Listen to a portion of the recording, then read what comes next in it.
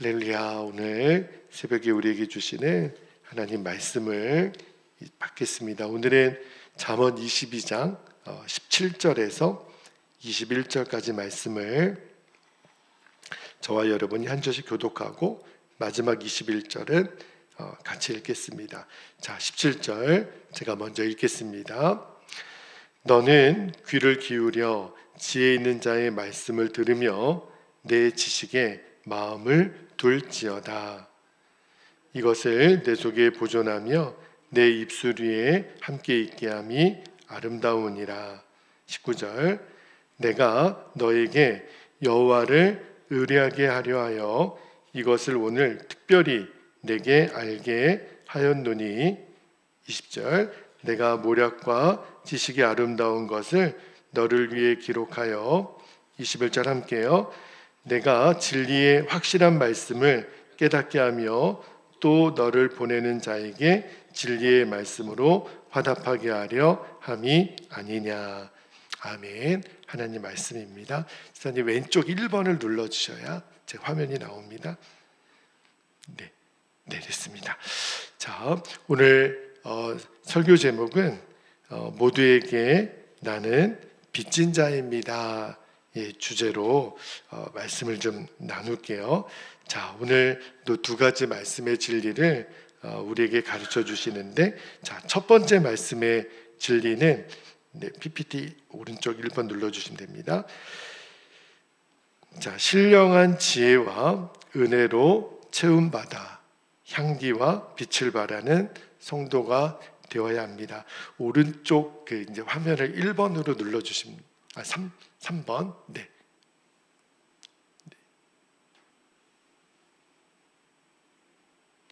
아니, 이제 오른쪽에 있는 거를 네.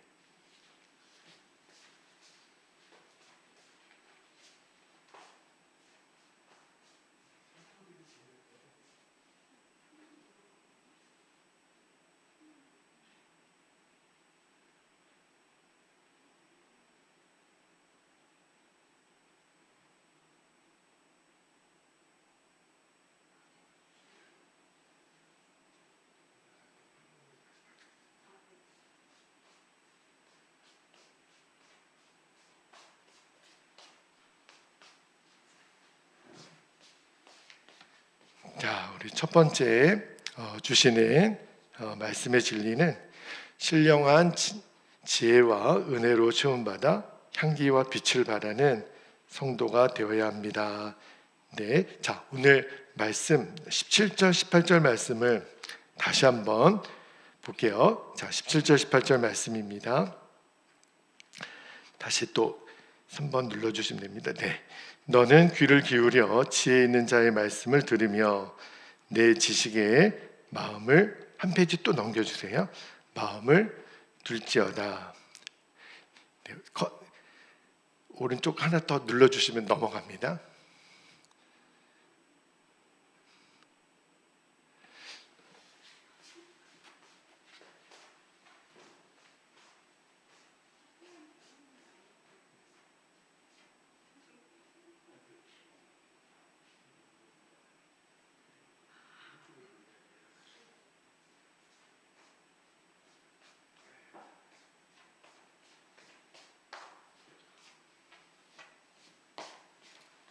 자, 17절, 18절 말씀을 다시 한번 읽어드릴게요. 너는 귀를 기울여 지혜 있는 자의 말씀을 들으며 내 지식에 마음을 둘지어다. 18절에 이것을 내 속에 보존하며 내 입술 위에 함께 있게 함이 아름다우니라. 자, 그렇게 말씀하시는데 여기 17절, 18절 말씀을 다시 한번 잘 보면 우리가 하나님의 말씀을 접하게 될 때 가져야 될 4가지 단계가 잘 설명되어 있는데 이런 겁니다. 우선 말씀을 귀로 잘 듣는 거예요. 하나님 말씀을 대할 때. 그리고 하나님의 말씀을 마음으로 묵상하는 거고, 한 걸음 나아가서 간절한 마음으로 사모하고 그것이 내 인격이 되는 거죠. 그리고 마지막으로 내 입술로 다른 사람들에게 말씀을 전하는 겁니다. 여기 18절 그 중간에 보면 앞부분에 내 속에 보존하며 그랬는데 이 속이 있잖아요.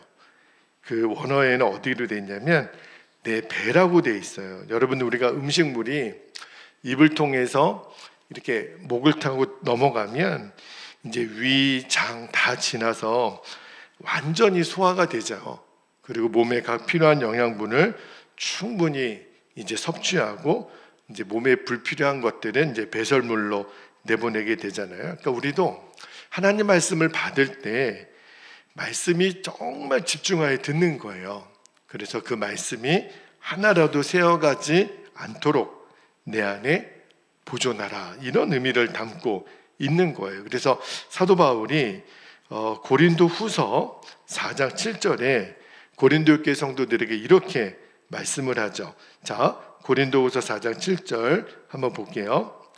거기 보면 우리가 이 보배를 질그릇에 가졌으니 이는 심히 큰 능력은 하나님께 있고 우리에게 있지 아니함을 알게 하려 함이라.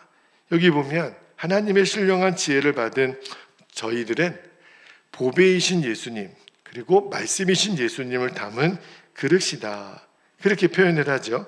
그러니까 이 말씀을 통해서 보면 사람은요, 하나님으로부터 신령한 지혜와 은사를 우리가 받는 거예요.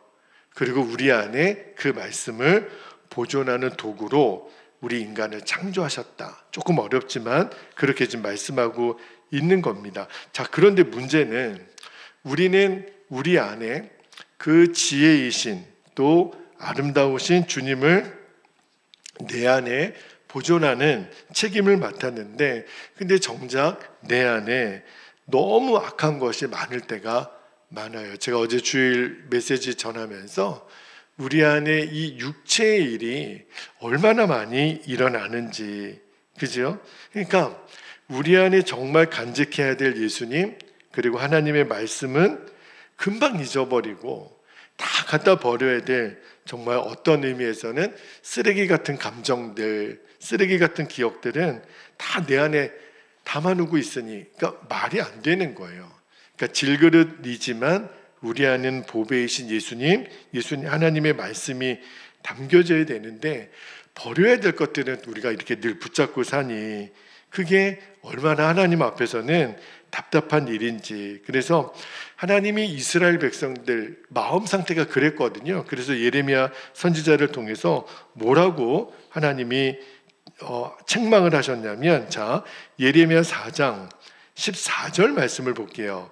예레미야 4장 14절에 보면 이런 책망을 듣습니다. 예루살렘아, 너의 마음의 악을 씻어버리라. 그리하면 구원을 얻으리라. 너의 악한 생각이 너의 속에서 얼마나 오래 머물겠느냐. 하나님이 너무 답답하신 거예요. 언제까지 너의 마음에 그 악을 간직하겠느냐. 제가 어제 주일 말씀을 전하면서도 그런 어떤 육체의 일이, 다시 1번으로 넘겨주세요. 네. 그런 육체의 일들이 나타날 때 그거를 인정하라 그랬어요. 그래야 성령님이 우리를 도우시니까. 그죠? 그러니까 우리가 내 마음에 있는 이 더러운 일을 내보내는 일보다 더 근본적으로 중요한 게 뭐냐면 성령님으로 내 안에 채우는 거예요. 그것을 위해서 우리가 성령님과 함께 한 걸음씩 순종하라.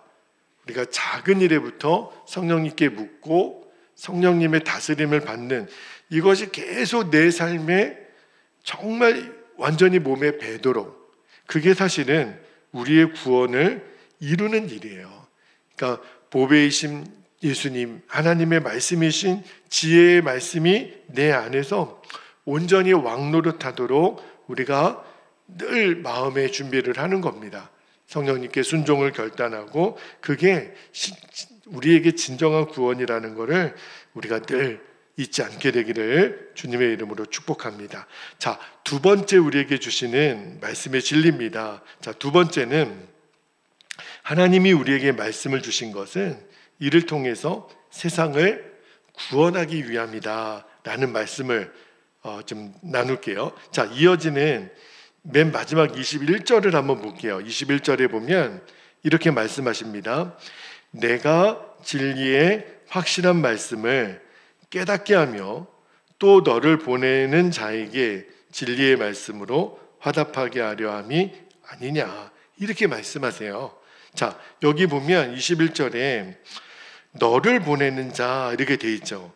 이 너를 보내는 자가 누군가 말씀을 제가 여러 번역서를 읽다 보니까 사실은 확실하지가 않아요. 그래서 학자들 의견을 쭉 살펴보니까 이게 랍비나 지혜자에게 자녀를 보내어서 교육시키는 부모이지 않겠나. 또 어떤 이는 이 자녀들이 귀족이나 왕족의 자녀라는 가정하에 이들을 관리하는 어떤 후견인, 가정교사 같은 또는 왕으로 보기도 하더라고요. 자, 그런데 어쨌든 이 21절 말씀을 기록하고 가르치는 목적이 뭐냐면, 먼저는 19절에 보면, 자, 19절 말씀을 볼까요? 19절에 보니까 내가 너에게 여호와를 의뢰하게 하려 하여 이것을 오늘 특별히 너에게 알게 하였노니. 그러니까 자신에게 배우는 제자들로 하여금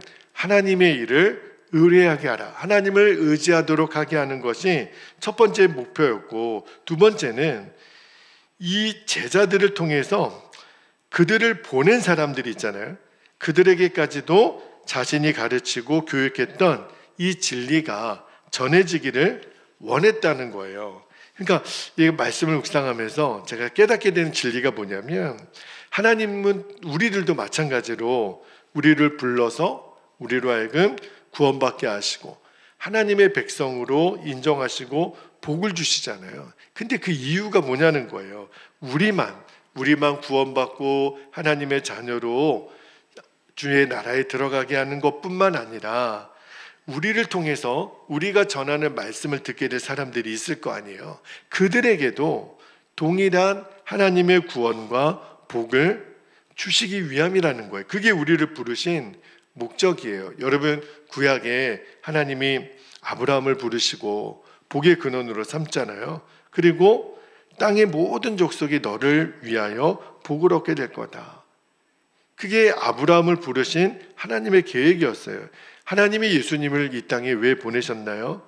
이 땅에 새 이스라엘의 백성으로 제자들을 부르시게 하기 위해서, 또 예수님의 입술에 천국 복음을 전하게 하셨잖아요. 그것은 예수님의 말씀을 듣는 제자들, 또 수많은 백성들이 그 말씀을 들음으로 하나님의 백성이 되게 하려 함이었거든요. 그리고 예수님 부활하여 승천하신 다음에도 그 십자가를 통한 은혜와 복이 온 땅에 퍼지도록 택하신 제자들을 통해서 특히 사도 바울과 같은 사람을 사도로 세우셨죠.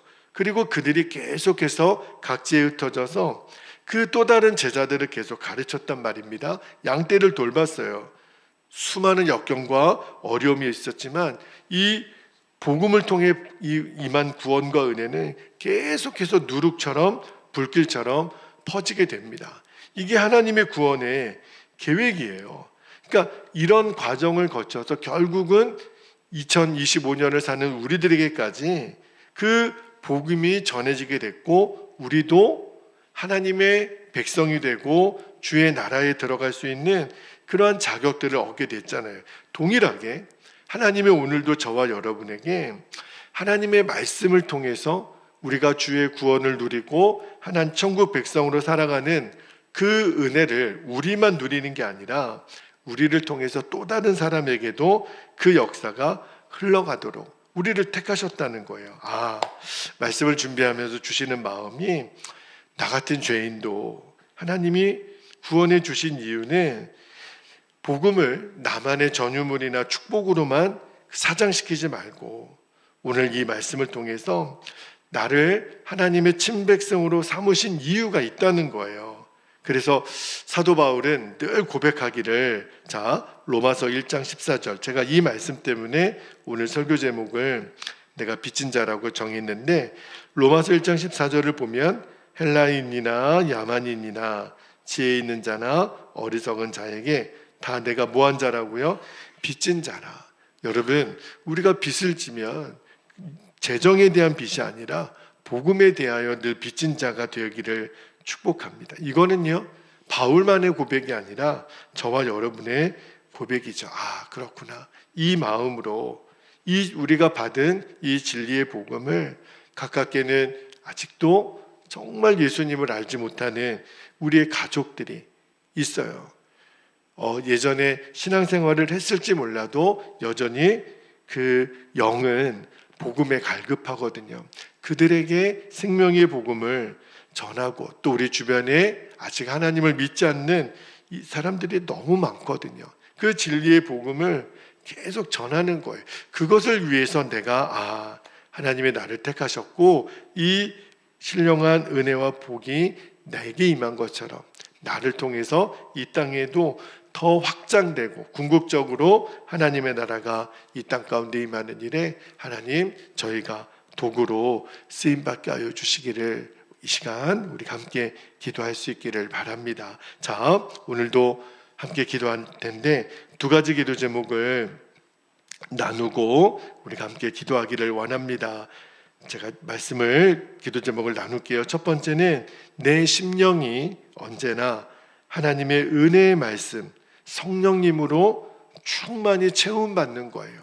그러니까 우리는 내 힘으로 내 안에 일어나는 육체 행실을 우리가 힘으로 이기는 게 아니라 내 안에 오신 성령으로 충만하면, 그러면 그 성령님이 나로 하여금 이기게 해주시는 거예요. 두 번째는 하나님이 내게 말씀을 주신 목적은요, 그대로 복음의 빚진 자의 사명을 감당하라는 거예요. 전도자의 사명을 감당하라는 거예요. 아멘입니다. 주님, 우리가 그 사명을 온전히 감당하는 주의 도구들이 되게 해주시도록 이 시간 허락하신 기도의 제목을 붙잡고 이 시간 주님의 이름을 간절히 부르시고 통성으로 기도하겠습니다. 주여